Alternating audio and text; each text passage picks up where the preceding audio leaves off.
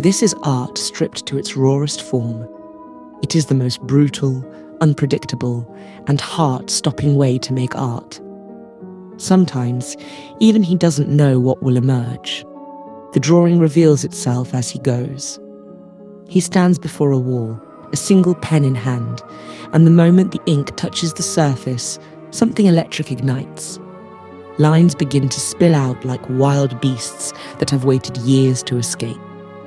There is no pause, no erasing, no second chances. Every line, every stroke is a story, emotion, a heartbeat trapped on paper.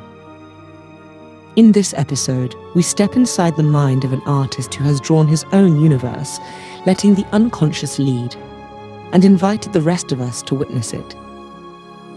Welcome to the untamed mind of Katsuya Terada.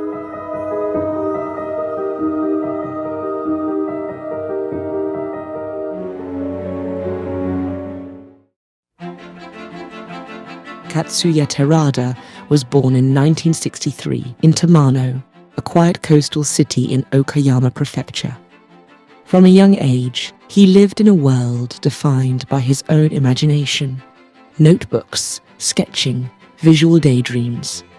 As he grew up, he immersed himself in manga culture, reading weekly comic magazines and drawing constantly, not just for fun, but as a way to think, to explore, to live. When he was about 15, Terada discovered two artists who would change everything: John Mobius Skihold and Katsuhiro Otomo. Mobius's line work and world building opened his mind. Here were illustrations that weren't limited by the visual grammar of manga, but could be surreal, detailed, and deeply personal. Otomo, best known for Akira, brought another kind of inspiration, combining the raw power of science fiction with real human emotion, sketching machines, cities, characters that felt futuristic but lived in a recognizable world. Terada later explained that these two artists allowed him to imagine something more than he had ever believed possible. He saw that illustration didn't have to be confined, not by style, not by genre, not by expectations. After high school, Terada moved to Tokyo to attend Asagaya College of Art and Design. While still a student, he began taking drawing jobs, small editorial illustrations, adverts, character sketches, anything he could lay his hands on. He rented a tiny apartment, just a futon and a drafting desk. Every night, he worked there, filling page after page. Then a pivotal moment came. When he was about 21, an animator called him to design for a Famicom game, Detective Jinguji Saburo. The publisher wanted something grittier, tougher. Terada drew characters and backgrounds, designed the logo, and from that project, he began to build his reputation. Success didn't come overnight, but with each assignment, his sketchbook swelled. He was no longer just doodling, he was working. And in doing so, he made his living by drawing, but more importantly, he built his visual library. Unlike many illustrators who build their art on careful planning, Terada's method has a raw, improvisational quality.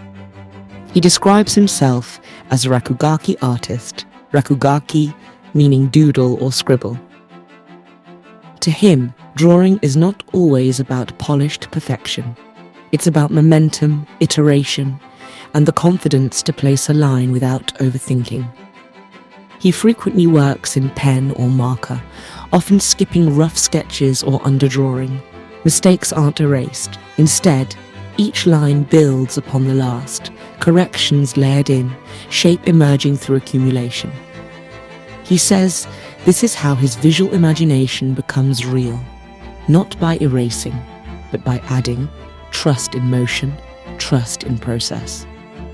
This approach has allowed him to develop a visual vocabulary that's both chaotic and precise, futuristic figures, mythic beasts, densely layered anatomy, machines, and flesh intertwined.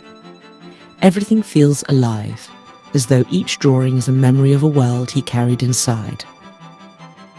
Terada's career expanded rapidly as his reputation grew.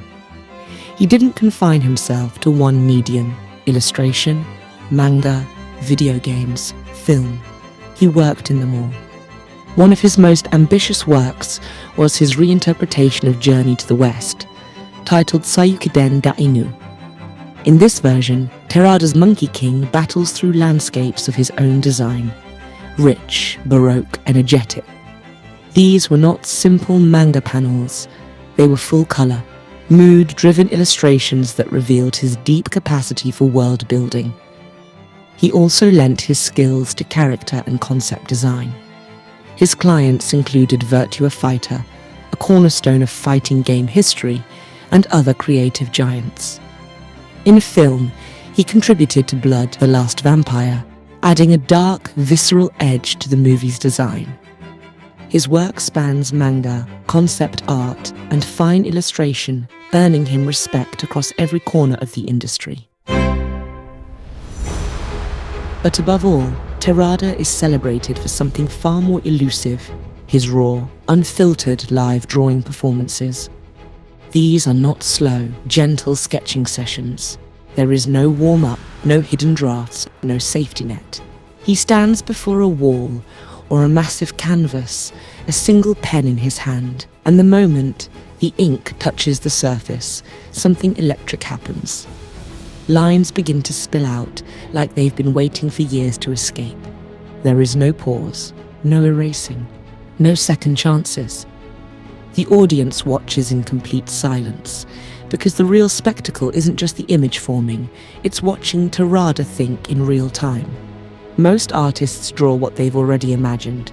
Terada imagines while he draws. For him, the act of creation is the art. He built entire universes from nothing. A line becomes a face, then mutates into a mask, then morphs into a creature, then dissolves into a mechanical spine. All of it happens without warning, without pause, without hesitation. It feels as if the drawing is pulling him forward, as if Terada isn't the creator, but the medium. And yet, there he is, doing it live, holding both total control and absolute surrender in the same moment. Watching him draw is mind-bending. It's like witnessing improvisational jazz in ink, spontaneous, unpredictable, yet somehow perfectly coherent. His live performances became legendary not because of spectacle, but because they reveal the truth of his process. He is not chasing perfection, he is chasing possibility. I noticed he likes to draw dragons, not the elegant, storybook kind, but beasts that look ancient, raw, and half mechanical. He has never explained why he draws them, but the answer is in the way he creates. Perhaps dragons let him fuse everything he loves. They can be flesh or steel, spirit or monster. They feel like doorways into the wildest parts of imagination, where anything can happen if he follows the line far enough. The dragon grows and mutates in real time, pulled entirely from instinct rather than planning. For Terada, drawing in front of an audience is not about showmanship, it's a conversation. His pen becomes a voice, and whatever surface he touches becomes a stage. We don't just see the result, we witness his mind at work.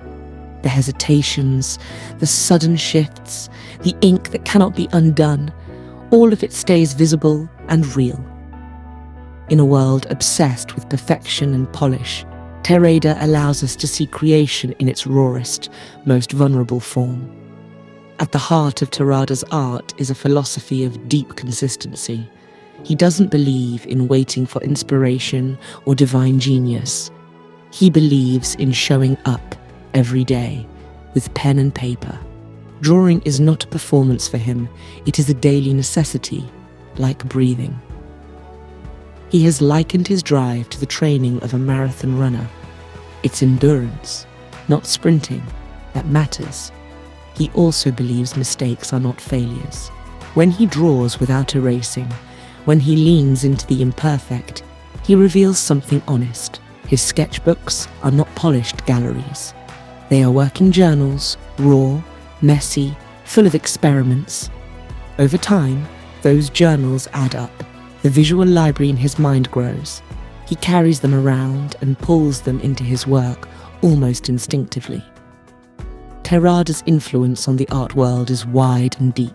Other illustrators and concept artists admire him not just for what he draws, but how he draws. His rakugaki method, spontaneity paired with discipline, inspired a generation of artists to let go of perfection and trust the process. He has published dozens of art books, among them Zenbu, a 300-page collection of his character and concept design work, and Rakuga King, which collects his free-form sketches and life-drawing improvisations. He didn't build his career by following a template. He built it by drawing, again and again, by trusting his pen, his hands, and the overflow of his mind. He showed that drawing is not just an act of creation. It is a habit, a meditation, a form of constant discovery. When you study Terada's work, you don't just see finished art. You see the motion behind the motion, the man who refuses to stop drawing, who carries a universe in his head, and who invites us to look inside, line by line. His legacy isn't just his characters or his illustrations, it's his daily practice. It's the reminder that creativity isn't always about brilliance. Sometimes it's about consistency, and that is perhaps the most powerful art of all. Thanks for watching. I hope this video helps you rediscover your love of art and continue your journey wherever it leads. If you enjoyed this video, smash that like button and subscribe for more art adventures. I'll see you in the next one.